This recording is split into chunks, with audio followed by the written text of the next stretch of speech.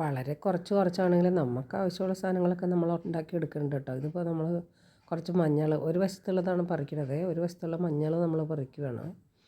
അത്യാവശ്യം അത് നമുക്ക് വിഷമില്ലാത്തത് നമുക്ക് കഴിക്കാമല്ലോ. ഇനിയിപ്പോൾ ഇത് മുഴുവൻ പറിച്ച് എന്നാലും അങ്ങോട്ട് മൂത്തില്ല. ഞാൻ പറഞ്ഞതാണ് മൂത്തിട്ടില്ല എന്ന്. അപ്പോൾ നമ്മുടെ ഹസ്ബൻഡ് പറഞ്ഞത് മൂത്ത് കാണും, കുറേ ഇലയൊക്കെ പൊഴിഞ്ഞ് കിടക്കുകയാണ്. പിന്നെ കുറച്ച് നട്ടതിൻ്റെ പൊഴിഞ്ഞിട്ടില്ല. അപ്പോൾ അത് നമ്മൾ മഞ്ഞൾ മൊത്തം പറിച്ച് ഇനിയുണ്ട് ഒരു സൈഡ് പറിക്കാനായിട്ട്. ഇതിപ്പോൾ കുറച്ച് സൈഡുള്ളതേ പറിച്ചിട്ടുള്ളൂ. ഞാൻ അത് പറിച്ചതേ കഴുകി ഇങ്ങനെ വച്ചേക്കുവാണ്. ഇനി അതിൻ്റെ തൊലിയൊക്കെ ചീവി ഒന്ന് പുഴുങ്ങി വെയിലത്തിട്ടാൽ നമുക്ക് ആവശ്യമുള്ള മഞ്ഞൾ നമ്മളുടെ വീട്ടിൽ തന്നെ ഉണ്ട്. അപ്പോൾ നമ്മൾ പുറത്തൊന്നും വാങ്ങാറില്ല. ഇതിൻ്റെ മഞ്ഞൾപ്പൊടിയാണ് നമ്മൾ ഉപയോഗിക്കുന്നത്. അപ്പോൾ ഇഷ്ടപ്പെട്ടാൽ ലൈക്ക് കമൻറ്റൊക്കെ തരൂ കേട്ടോ. ഓക്കെ. സത്യത്തിൽ ഇതിങ്ങനെ വാസനിച്ച് നോക്കണം. എന്തൊരു വാസനയാണെന്നറിയാമോ? പച്ച മഞ്ഞൾ ഇങ്ങനെ പറിക്കുമ്പോഴല്ലോ നല്ലൊരു വാസനയാണ് കേട്ടോ. അടിപൊളി വാസനയാണ്.